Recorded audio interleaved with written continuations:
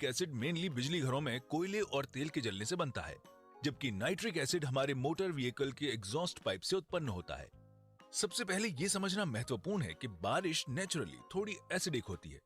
जमीन पर गिरते समय बारिश वातावरण से कार्बन डाइऑक्साइड को डिसॉल्व करके कार्बोनिक एसिड बनाती है, एक वीक एसिड जो प्राकृतिक बारिश के पानी का पीएच 6 बना देता है।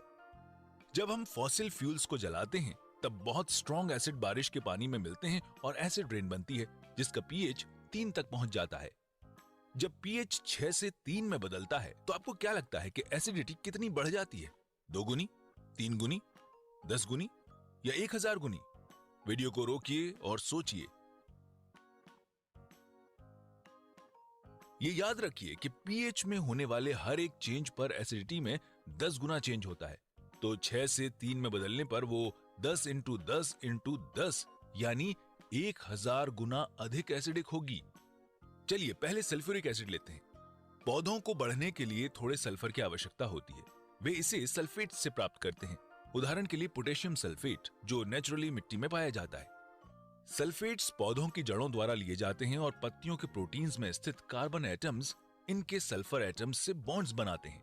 जब पौधे मर जाते हैं और लाखों सालों के अंतराल में कोयले और तेल के रूप में बदलते हैं तो ये सल्फर एटम्स कार्बन एटम्स से बॉन्डेड ही रहते हैं। कोयले और तेल में सल्फर की मात्रा आमतौर पर 1 और 4% के बीच होती है। आपको क्या लगता है कि इन सल्फर युक्त फॉसिल फ्यूल्स को जलाने पर क्या बनता होगा? वीडियो को रोकिए और सोचिए।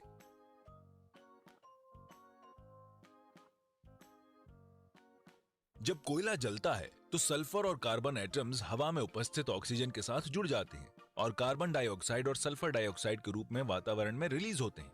सनलाइट की उपस्थिति में एक फोटोकेमिकल रिएक्शन होती है जहां सल्फर डाइऑक्साइड सल्फर ट्राइऑक्साइड बनाने के लिए एक और ऑक्सीजन के साथ रिएक्ट करती है।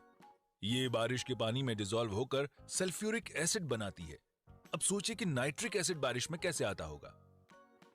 हमारे मोटर व्हीकल के सिलेंडर्स में हाई टेम्परेचर की कंडीशंस में हवा में उपस्थित नाइट्रोजन और ऑक्सीजन कुछ मात्रा में रिएक्ट कर सकते हैं।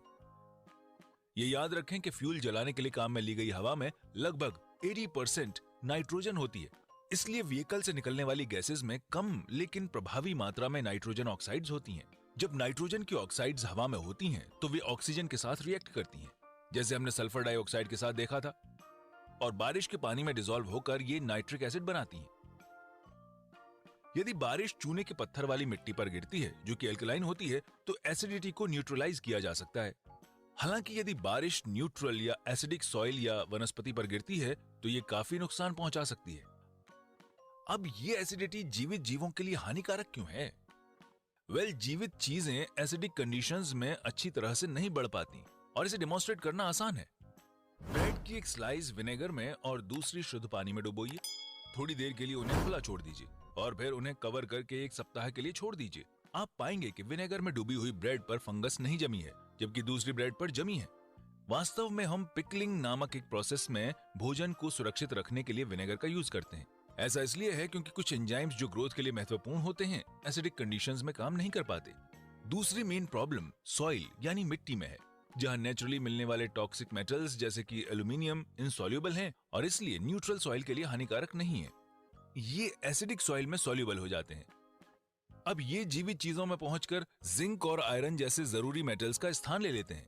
इसके अलावा एसिड रेन में मौजूद हाइड्रोजन आयंस जरूरी मेटल आयंस को रिप्लेस कर देते हैं, जैसे कि पोटेशियम, मैग्नीशियम और कैल्शियम, जो आमतौर पर क्ले सॉइल में रहते हैं। इसके कारण ये जरूरी मेटल्स पौधों की जड़ों से दूर बहकर नीचे की ओर चले जाते हैं।